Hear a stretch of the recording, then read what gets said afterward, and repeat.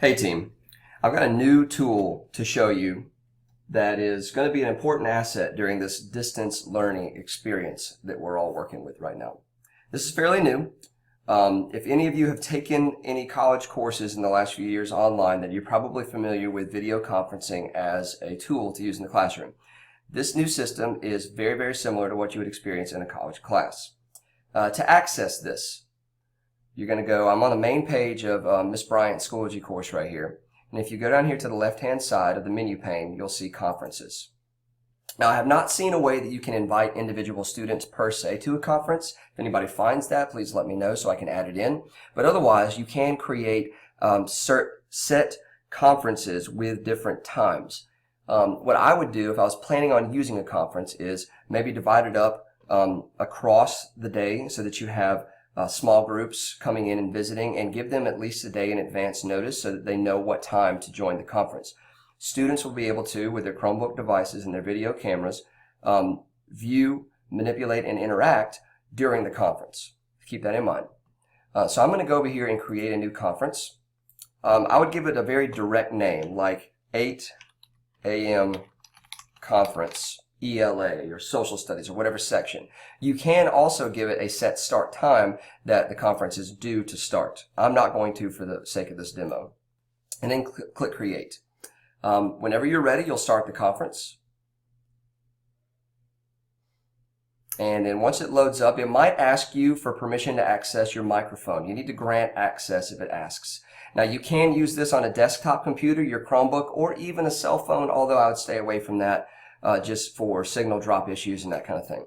If it asks, would you like to join the audio, you're going to say microphone and allow. Now, you can enable it to video you if you would prefer that, but otherwise, I'm just starting off with audio for now.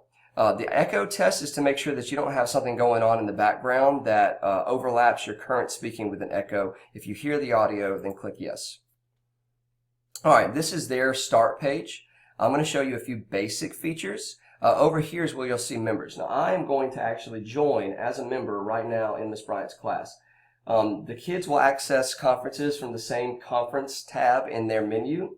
They'll be asked to approve authorization on their screen. They only get two choices, approve or deny. And then they'll see the list of the conferences that they're available to join. Now, once a student joins up with a conference, and it may take a few moments due to lag, you'll see that pop up over here.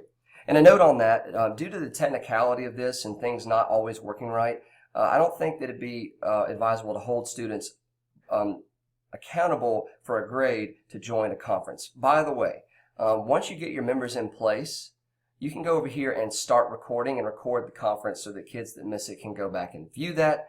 That's a very neat feature for me. Now, once kids get in here, you and they can do a number of things to interact. You as the instructor can do things like start a private chat. You can make a student a presenter. You can promote a moderator, which I would not do because then they can access administrative controls. You can remove a user. You can also do things like mute all users, which I would do by default, just to make sure that kids aren't making noises in the background that are distracting to others. If you are presenting and you want to see if anyone has a question, you can say, hey, guys, raise your hand if you have a question.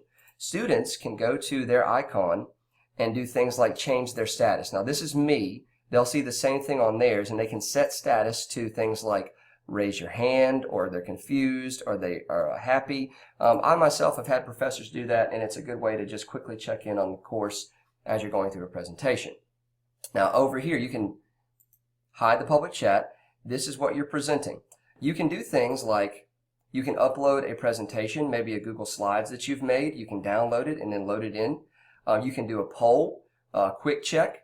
You can share an external video. I don't know how YouTube may sync up with this, but you could try. Also, you can do things like turn on a webcam so they can view you. Maybe you want to show them something that you've created to share.